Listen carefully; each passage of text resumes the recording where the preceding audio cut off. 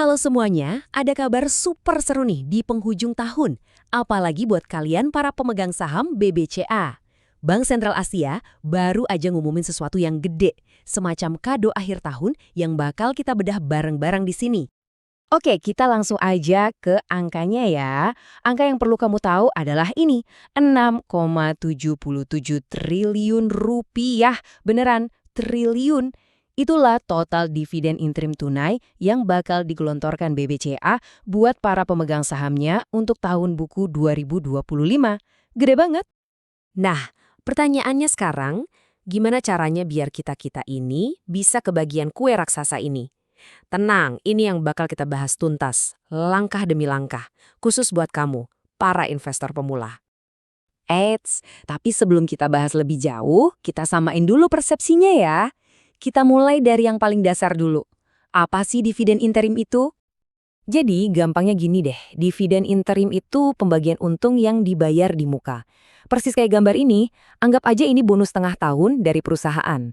Jadi mereka nggak nunggu laporan tahunan kelar buat bagi-bagi profit ke kamu. Jadi intinya tuh dividen ini diambil dari untung perusahaan yang lagi jalan, keputusannya juga cepet, langsung dari direksi. Jadi prosesnya nggak berbelit-belit nunggu RUPS tahunan. Nah ini biasanya jadi sinyal positif kalau kinerja perusahaan emang lagi bagus.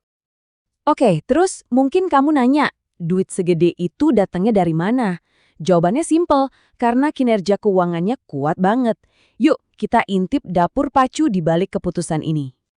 Pertama, coba deh lihat laba bersihnya. Sampai September 2025 aja udah tembus 43,4 triliun rupiah loh. Ini naik 5,7% dari tahun sebelumnya loh. Jelas, keuntungan yang sehat itu bahan bakar utama buat bagi-bagi dividen. Nggak cuman itu, penyaluran kreditnya juga terus naik. Sekarang ada di angka 944 triliun. Artinya apa?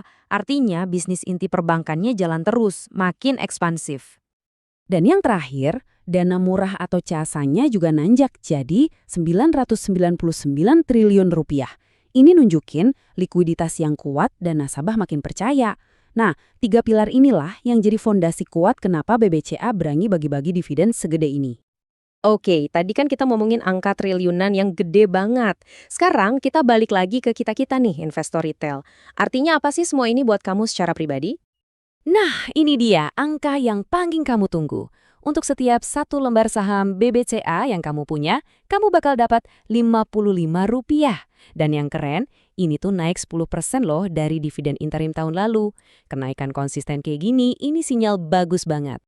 Kalau kita bandingin sama harga sahamnya per 24 November 2025 di Rp8.475, artinya dividen yieldnya itu sekitar 0,65%. Anggap aja ini semacam bunga tunai yang kamu dapat dari harga saham yang kamu bayar. Metrik sederhana buat lihat imbal hasil kamu. Nah, ini bagian yang paling krusial nih. Gimana caranya mastiin dividen ini masuk ke rekening kamu? Jawabannya cuma satu. Perhatiin tanggalnya. Wajib dicatat ya tanggal-tanggal penting ini, jangan sampai kelewat. Oke, kita bedah jadwalnya ya.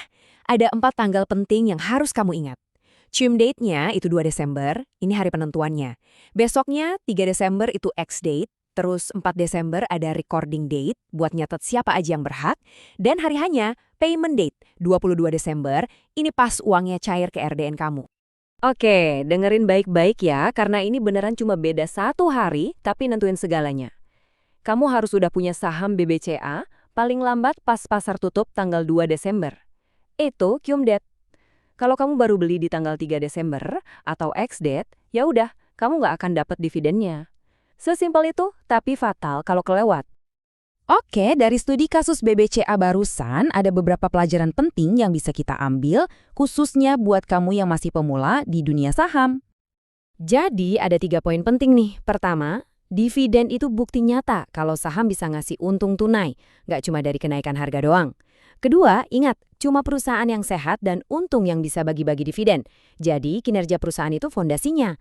Dan yang ketiga, timing is everything. Salah tanggal ya hangus kesempatannya. Jadi, cum date itu wajib banget diingat. Nah, semoga penjelasan ini bikin kamu makin paham dan semangat ya buat investasi. Tapi ingat, ini semua tujuannya buat edukasi, bukan ajakan buat beli atau jual saham. Keputusan investasi itu tanggung jawab kamu sepenuhnya ya. Jadi selalu do your own research atau riset sendiri ya. Selamat berinvestasi!